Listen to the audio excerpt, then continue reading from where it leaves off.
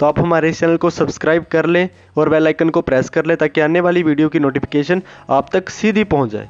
So please make sure subscribe the channel and press the bell icon for get more and more useful information or notification. Hello everyone, welcome back once again professor of everything. तो आज हम जिस topic के ऊपर discuss करेंगे उसका नाम आपके सामने थंबनेल में भी आपने देख लिया होगा कि इंटर्नशिप की जो फाइल बनी है लास्ट में सबमिट होगी वो किस तरीके से बनेगी, क्या क्या चीज़ें उसमें ऐड करना और इम्प्लीमेंट करना आपके लिए बहुत ही ज़रूरी है, जो एज़ पर द गाइडलाइंस है वो तो आपको फॉलो करनी पड़ेंगी। तो सबसे पहले तो आएगा आपका टाइटल पेज। लेकिन इससे पहले अगर आपने हमारे चैनल को सब्सक्राइब नहीं किया तो ज़रूर सब्सक्राइब कर ले ताकि आने वाली वीडियो की जो नोटिफिकेशन है वो भी आप तक पहुंच जाए। तो चलिए शुरू करते हैं। तो सबसे पहले तो जैसे लिखा है कि टाइटल पेज है जी हमारा, सबसे पहले तो टाइटल पेज आएगा जी, ऐसे ही रहेगा पेज जी। मैं आपको शेयर भी कर दूंगा जी, जो पूरी हमारी डॉक्स फाइल है इस तरीके, इसमें ही आपने इसकी गाइडलाइंस को ही फॉलो करके आपने अपनी प्रोजेक्ट रिपोर्ट को तैयार करना है। सबसे पहले तो आएगा ऐसा लिखा हुआ summer training project on project title. जो भी आपका प्रोजेक्ट टाइटल होगा, जैसे कोई भी है कस्टमर सेटिस्फेक्शन है या कुछ भी वर्किंग कैपिटल मैनेजमेंट, वो आपका टॉपिक का नाम आ जाएगा जहाँ पर जो भी आपका टॉपिक है पर्टिकुलर। तो सबसे पहले तो ये आ जाएगा। उसके बाद यूनिवर्सिटी का लोगो आएगा, submitted to Guru Kashi university Talwandi Sabo Bathinda in partial fulfilment of the requirement for the award of degree of bachelor of business administration. ये तो बीबीए वाले लिख लेंगे bachelor of business administration, MBA वाले एमबीए लिख लेंगे और बीकॉम वाले अपना जो भी आपका स्ट्रीम है वो आप लिख दोगे इसमें, जो भी आपका प्रोग्राम है बीबीए एमबीए या बीकॉम जो भी है वो आप लिखोगे इसमें। और आगे क्या आएगा आपका सबमिटेड बाय स्टूडेंट का नाम आ जाएगा, रोल नंबर आ जाएगा और सुपरवाइजर किसे सबमिट करेंगे, कौन आपका सुपरवाइजर है। सुपरवाइजर मतलब अभी आपको अलॉट किए जाएंगे तो किन किन टीचर्स के आप अंडर हैं, वो वही आपकी जो फाइल है जब तक उन्होंने आपके सुपरवाइजर ने साइन नहीं किया आपकी फाइल पे वो वैलिड नहीं होगी। अगर उन्होंने साइन नहीं किए तो मतलब आपकी रीअपेयर आ सकती है इस पर्टिकुलर इंटर्नशिप में, तो आपको फिर से अगले साल रीअपेयर देनी पड़ सकती है। तो ये जो ऊपर लिखा हुआ टाइटल पेज ये सारा कुछ आपने चेंज नहीं करना है इसमें जो फॉन्ट वगैरह है फॉन्ट साइज है ये आपने चेंज नहीं करना। और लास्ट में department of management commerce, faculty of management and commerce और लास्ट में बैच आपका कौन सा वो बैच लिखना होगा। तो ये टाइटल पेज होता है इसको सिर्फ ऐसे ही लिखना होता है, ऐसे ही रहेगा। इसके फॉन्ट है जो भी जहाँ पर बोल्ड किया हो वो बोल्ड रहेगा, बस जहाँ पर खाली छोड़ा जैसे स्टूडेंट का नाम आ जाएगा, यूनिवर्सिटी रोल नंबर आ जाएगा, name of supervisor and supervisors designation, ये आपने चेंज करना, बस इसी में एडिट करना है। पहला पेज रिमेन्स द सेम। फिर दूसरे पेज में क्या आएगा, ये सीक्वेंस है जी आपको फॉलो करना, आगे पीछे नहीं करना इसको, जिस तरीके से जो गाइडलाइन बनी है वैसे ही आपकी जो फाइल चलेगी। सेकंड पेज पे आएगा सर्टिफिकेट। सेकंड पेज पे क्या आएगा आपका सर्टिफिकेट, जो भी सर्टिफिकेट आपको मिला है ट्रेनिंग के ड्यूरिंग वो वहाँ जहाँ पर आएगा।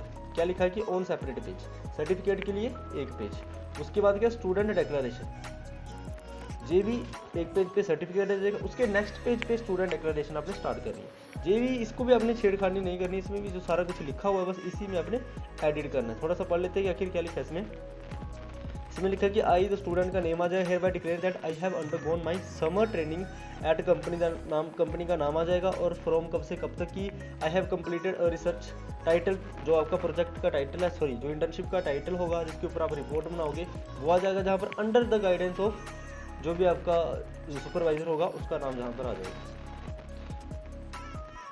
Further I hereby confirm that the work presented herein is genuine and original has not been published elsewhere, और आपके साइन आ जाएंगे। जिस स्टूडेंट डिक्लेरेशन से लेकर आपके साइन के तक ये एक पेज पे आएगा। फिर उसके बाद अगले पेज पे आप ये लिखोगे faculty declaration that I have declared that student of BBA has undergone the summer training and title of this. तो जहाँ पर ये जो आपका गाइड होगा ये आपको डिक्लेरेशन करेगा कि ये पर्टिकुलर स्टूडेंट है, इसने मेरे अंडर इस टॉपिक के ऊपर क्या किया है, समर ट्रेनिंग की हुई, इस टॉपिक के ऊपर समर ट्रेनिंग की हुई है। ये भी एक सेपरेट पेज पे आएगा, लेकिन साथ में लिखा भी हुआ आपके रेफरेंस के लिए ऑन सेपरेट पेज, ये भी सेपरेट पेज पे आएगा। और यही बात बोल रहा था मैं, जब तक जहाँ पर इस पर्टिकुलर पॉइंट में सुपरवाइजर के साइन नहीं होंगे जहाँ पर, तब तक इसको वैलिड नहीं माना जाएगा। अगर साइन नहीं करता सुपरवाइजर मतलब आपकी जो प्रोजेक्ट फाइल है as per the guidelines as per the original work के अकॉर्डिंग नहीं है, तो इसलिए वो साइन नहीं करता।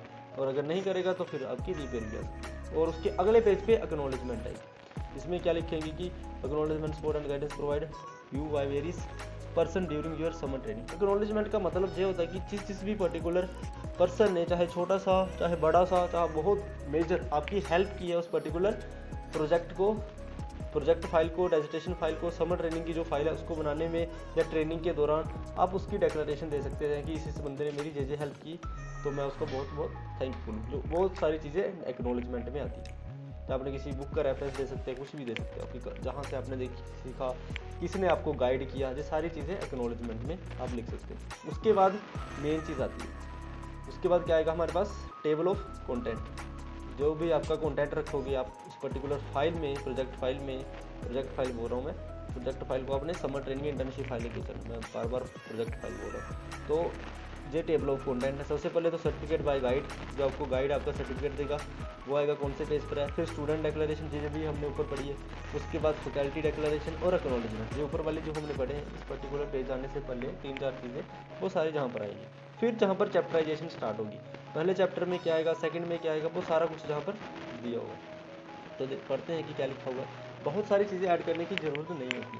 सबसे पहले तो इंट्रोडक्शन ऑफ द कंपनी, की कंपनी कब बनी थी, वो कंपनी जहाँ पर आपने ट्रेनिंग की हुई है, कंपनी कब बनी थी, क्या काम करती है, क्या डील करती है, ज़्यादा नहीं लिखना था, एक पेज का ही सफिशिएंट है, वो आपने लिखना था। उसके बाद introduction to the research problem, मतलब जिस टॉपिक के ऊपर आपने इंटर्नशिप फाइल बनाओगे, इंटर्नशिप करी आपने, उसकी इंट्रोडक्शन लिखोगे। फिर need and scope and objective of the study, objective तो बहुत ही ज़रूरी होते हैं। अब इस पर्टिकुलर थर्ड पॉइंट की क्या मतलब है कि आपने इस पर्टिकुलर टॉपिक के ऊपर स्टडी की है जिस पे आप इंटर्नशिप फाइल बना रहे हो, उसकी ज़रूरत क्या थी, उसके ऊपर आपने उसी पर्टिकुलर टॉपिक को क्यों सेलेक्ट किया, उसकी क्या ज़रूरत थी, वो लिखना पड़ेगा। और स्कोप की अगर आपने इसमें स्टडी की है तो इसका आगे जाकर क्या स्कोप होगा कि किसी बंदे, मतलब हम वही चीज़ की स्टडी करते हैं जो सोसाइटी के लिए बेनिफिट भी हो, जिसको सोसाइटी को जिससे कुछ फ़ायदा भी हो। अगर आपने ऐसी स्टडी कर ली और सोसाइटी को फ़ायदा ही नहीं हुआ तो आपकी स्टडी को स्टडी माना ही नहीं करता। तो आपने इस पर्टिकुलर थर्ड पॉइंट में आप क्या लिखोगे कि उस पर्टिकुलर टॉपिक की क्या ज़रूरत थी, उसका आगे जाकर क्या स्कोप हो सकता है, कहाँ कहाँ पर वो इम्प्लीमेंट हो सकती है, क्या क्या प्रॉब्लम उससे सॉल्व हो सकती है, और objective of the study. Objective तो बहुत ही ज़रूरी है। जैसे फॉर एग्जांपल ऑब्जेक्टिव कैसे होता है, to be understand the customer perception towards the online buying, online selling, कुछ भी है, ये सारे ऑब्जेक्टिव्स होते हैं। एक क्वेश्चन की फॉर्म में होते हैं ऑब्जेक्टिव्स की, आपने ये पता लगाना चाहते हो कि हम ये कैसे होगा, मतलब टू बी से स्टार्ट होते हैं ज़्यादातर हमारे जो ऑब्जेक्टिव्स होते हैं। उसके बाद क्या, रिसर्च मैथडोलॉजी का मतलब है कि कौन सी टाइप की रिसर्च आप कर रहे होगे, कहाँ से सैंपल इकट्ठा करोगे, सैंपल साइज़ क्या होगा, कौन सा टेस्ट लगाओगे, क्या आपका सैम्पलिंग फ्रेम होगा, मतलब रिसर्च फ्रेमवर्क कैसा रहेगा आपका, हाइपोथेसिस वगैरह। हाइपोथेसिस तो आप चलो डालो ना डालो, इसमें कोई दिक्कत वाली बात नहीं है, लेकिन वो सारी मैथडोलॉजी में से सारी चीज़ें आती हैं। उसके बाद जो आपने डेटा इकट्ठा किया है उसकी क्या करोगे, एनालिसिस करोगे, डाटा एनालिसिस करोगे और इंटरप्रिटेशन करोगे। मतलब जितने भी लोगों ने आपसे आपने डेटा इकट्ठा किया है, बात किया, इंटरव्यू किए हैं, गूगल फॉर्म के थ्रू डेटा इकट्ठा किया है, उसको एनालिसिस करने के बाद उसकी इंटरप्रिटेशन करोगे और लास्ट में फाइंडिंग्स ऑफ द स्टडी। फिर उसका क्या निकालोगे, कि फाइंडिंग निकालोगे या रिजल्ट निकालोगे कि हाँ उस पर्टिकुलर डाटा से आपने क्या चीज़ें निकाली, क्या सच में, जब फॉर एग्जांपल कि आपका ऑब्जेक्टिव क्या था कि मैं ये अंडरस्टैंड करना चाहता हूँ कि जो कस्टमर हैं उनका ऑनलाइन शॉपिंग के टूवर्ड्स जो एटीट्यूड है वो पॉजिटिव है, ये आपका ऑब्जेक्टिव था कि मैं ये स्टडी करूँगा।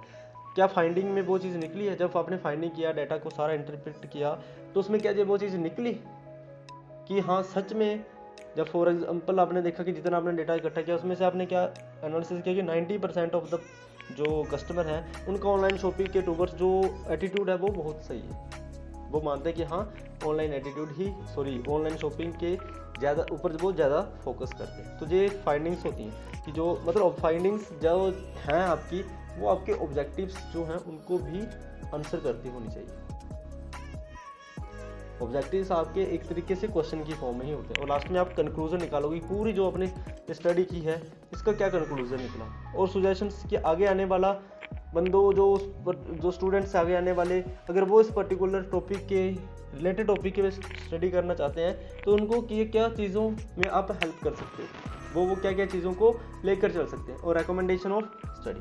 ये सारी चीज़ें आपने 7 पर्टिकुलर टॉपिक्स हैं, चैप्टर हैं, ये 7 चैप्टर आपकी फाइल में होने ही चाहिए। और लास्ट में क्या है, रेफरेंसेस एंड बिब्लियोग्राफी।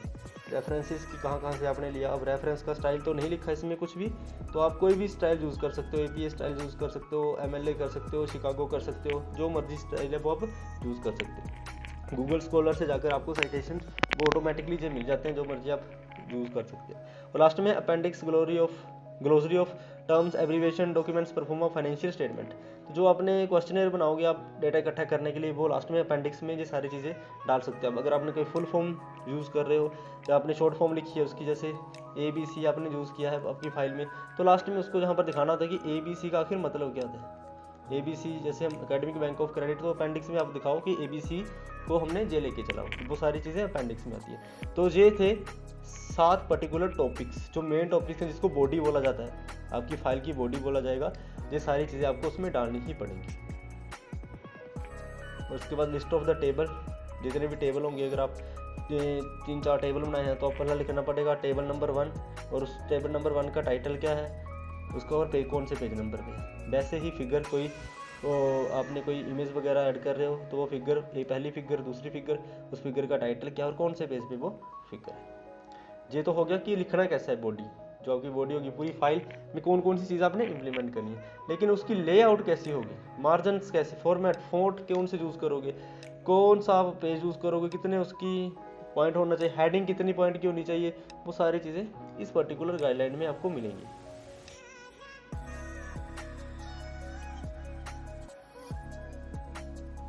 तो देखो, सबसे पहले तो इसको पढ़ते हैं कि पेपर साइज A4 साइज में आपने करना है। मार्जिन कितना होना चाहिए उसका, margin should be maintain all page. Left margin जो है वो 1.5 wider from the binding top right and bottom.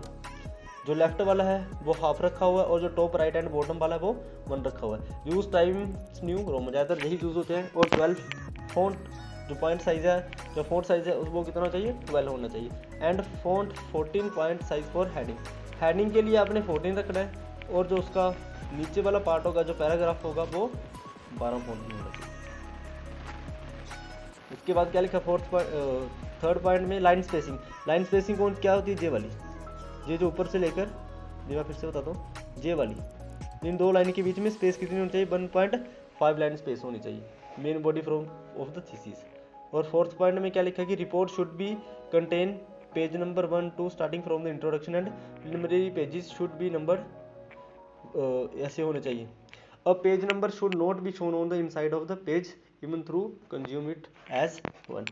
तो जो पेज नंबर है वो बिल्कुल नीचे आने चाहिए, जहाँ आ सकते हैं, यहाँ इधर आप स्टार्ट कर सकते हो। और जो मेन बॉडी है, जो चैप्टराइजेशन है, जो हमने चैप्टर बात किए थे, पहला चैप्टर से लेकर 7 चैप्टर तक, उनके जो पेज हैं वो 1 2 3 इस फॉर्म में होने चाहिए। जो ऊपर वाले पेज थे, जो हमने जिसमें डिक्लेरेशन ऑफ सर्टिफिकेट पढ़ा था, एक्नॉलेजमेंट पढ़ा था, वो पेज रोमन में होने चाहिए। रोमन में लिखते हैं हम ऐसे, जितने भी पेज हैं आपके, ये 4-5 इस फॉर्म में होने चाहिए। ये पर्टिकुलरली फोर्थ पॉइंट में आपको मेंशन किया हुआ है, तो ये आपको फॉलो करना ही पड़ेगा। उसके बाद क्या लिखा कि student are required to prepare 2 hard bound copies of the summer training. तो आपको स्पाइरल बाइंडिंग नहीं चलेगी, क्योंकि पहले हम क्या करते थे, स्पाइरल बाइंडिंग में ही निकलवा लेते, लेकिन अब क्या है, 2 hard bound copies of their summer training report to be submitted within 20 days of commencement of 3rd और 5th सेमेस्टर। जो भी है, चाहे आप 3rd सेमेस्टर में कर रहे हो या 5th सेमेस्टर में कर रहे हो, वो आपको सबमिट करनी पड़ेगी। 2 हार्ड कॉपी आपको करनी ही पड़ेगी। Questioner is original to be written by the student from the final presentation.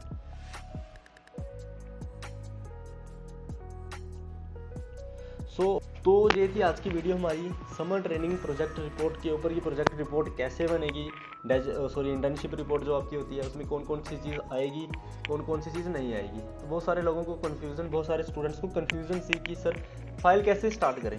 तो ये सारी जो सैम्पल है जी आपके साथ शेयर कर दिया जाएगा। बस आप इसी फाइल में एडिट भी कर सकते हो आपकी चीज़ें, या इसी फाइल से नई फाइल आप बनाना चाहते हो डॉक्स वर्ड फाइल में, तो आप बना सकते हो। लेकिन इसी पर्टिकुलर फाइल को आपको एज ए रेफरेंस मान के चलना है। इस तरीके से ही आपको अपनी फाइल जो है वो फ्रेम करनी है, और लास्ट में हार्ड बाइंडिंग निकालनी है 2 कॉपीज, चाहे BBA स्टूडेंट है, चाहे MBA स्टूडेंट है, चाहे BCom का स्टूडेंट है।